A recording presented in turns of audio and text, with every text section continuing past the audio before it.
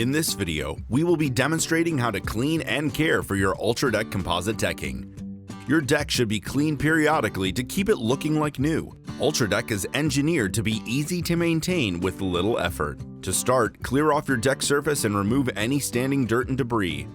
A broom or leaf blower may be implemented. Next, wet down the entire deck surface. All you will need is a soft bristle brush and a mixture of soap and water.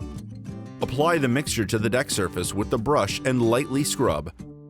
Once you've scrubbed the entire deck surface, simply wash away the mixture. Mild chemical cleaners can be used to remove set-in stains. If you do choose to use a chemical cleaner, we recommend that it is tested on a small, discrete portion of your deck before applying to the entire deck surface. Alternatively, a pressure washer may be used with caution. Use no more than 1500 psi with a fan tip at least 12 inches from the deck. Check out all the helpful tips and information we have on UltraDeck.com.